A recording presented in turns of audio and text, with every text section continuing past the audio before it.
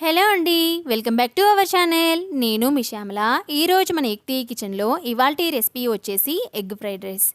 ఎప్పుడైనా మనకి కూర వండే అంత టైం లేనప్పుడు ఈ విధంగా చిటికెలో టేస్టీగా ఎగ్ ఫ్రైడ్ రైస్ని ఎలా తయారు చేసుకోవాలో ఇవాల్టి వీడియోలో చూసేద్దాం రండి. నేనైతే మా ఇంట్లో ఎప్పుడు ఇలానే చేస్తూ ఉంటానండి. స్టవ్ ఆన్ చేసుకొని స్టవ్ మీద ప్యాన్ పెట్టేసుకొని ఒక 3 టేబుల్ స్పూన్ల వరకు ఆయిల్ వేసుకొని ఆయిల్లోకి ఆవాలు మరియు జీలకర్ర వేసుకొని వేగనివ్వండి. ఆవాలు జీలకర్ర ఆయిల్లో వేగిన తర్వాత ఒక 3-4 టేబుల్ స్పూన్ల వరకు పల్లీలను కూడా వేసుకొని ఒక 2 నిమిషాల పాటు కాస్త కలర్ చేంజ్ అయ్యేంత వరకు పల్లీలను అయితే వేపుకోవాలి. ఆ తర్వాత కట్ చేసుకున్న పచ్చిమిర్చి అలాగే ఉల్లిగడ్డ తరుగుని వేసేసుకోండి. మీ స్పైసీనెస్కి తగ్గట్టుగా తీసుకోండి. నేనైతే ఒక 4 తీసుకున్నాను. అలాగే ఉల్లిపాయ వచ్చేసి 1 తీసుకున్నాను. 2 టమాటోస్ని ఈ విధంగా కట్ చేసేసుకొని ఇందులోకి వేసేసుకోండి. ఇలా అంతా కూడా ఒకసారి కలిపేసుకున్న తర్వాత ఇప్పుడు మనం ఇందులోకి ఒక 1/2 టేబుల్ స్పూన్ వరకు ఫ్రెష్ జింజర్ గార్లిక్ పేస్ట్ వేసుకోవాలి.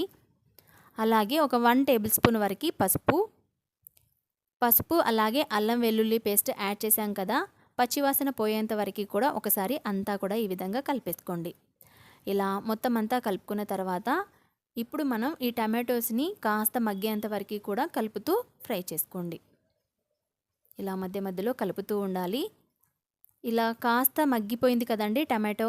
ఇప్పుడు మనం ఇందులోకి రుచికి సరిపడా సాల్ట్ అలాగే మీ స్పైసీనెస్కి తగ్గట్టుగా రెడ్ చిల్లీ పౌడర్ వేసుకోండి. నేనైతే ఒక 1.5 టేబుల్ స్పూన్ వరకు అయితే రెడ్ చిల్లీ పౌడర్ అయితే వేసేసాను.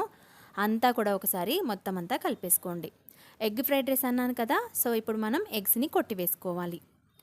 నేను ఇక్కడ చూపిస్తున్నాను కదా, ఇక్కడైతే నేను ఎగ్స్ని కొట్టి వేసేస్తున్నాను. నేను ఇక్కడ ఎగ్స్ వచ్చేసి ఒక 3 అయితే తీసుకుంటున్నానండి.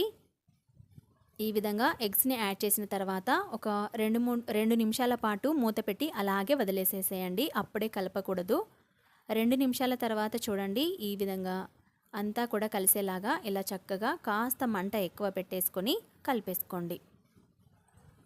చూస్తున్నారు కదా, ఈ విధంగా మనకి ఎగ్ అనేది ఇలా విడుతూ వస్తుందన్నమాట. చూస్తున్నారు కదా, ఇలా అంతా కూడా కలిపేసుకోండి.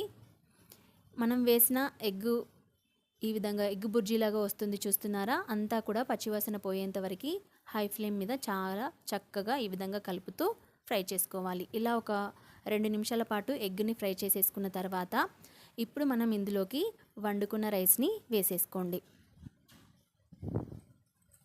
నేను ఇక్కడ ఒక 2 గ్లాసుల రైస్ వరకు అయితే యాడ్ చేసేసాను. చూసారు కదా, ఈ విధంగా రైస్ని అయితే యాడ్ చేసిన తర్వాత అంతా కూడా కలిసేలాగా ఈ విధంగా కలిపేసుకోండి.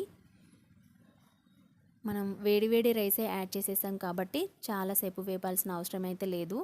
ఈ విధంగా మొత్తం అంతా కలిసేంత వరకు కూడా కలుపుకుంటే సరిపోతుంది. సాల్ట్ గిన తక్కువ అయినట్లయితే చూసుకొని వేసుకోవచ్చు.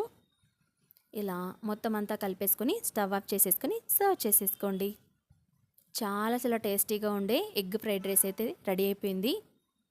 కర్రీ వండే అంత టైం లేనప్పుడు ఇలా చిటికెలో ఎగ్ ఫ్రైడ్ రైస్ని అయితే ప్రిపేర్ చేసుకోవచ్చు. టేస్ట్ అయితే చాలా బాగుంటుందండి. మీరు ఇంకా టేస్టీగా ప్రిపేర్ చేసుకోవాలనుకుంటే పోపులోకి మనం స్పైసెస్ అనేవి ఉంటాయి కదండి, వాటిని కూడా వేసుకొని చేసుకోవచ్చు. మరింత టేస్టీగా ఉంటుంది. So egg fried rice video మీకు నచ్చింది అనుకుంటున్నాను. నచ్చితే కనుక లైక్ చేసి మీ ఫ్రెండ్స్కి రిలేటివ్స్కి షేర్ చేయొద్దు. మరిన్ని న్యూ రెసిపీస్ కోసం నా ఛానల్ని సబ్స్క్రైబ్ చేసేసుకోండి. Thank you for watching.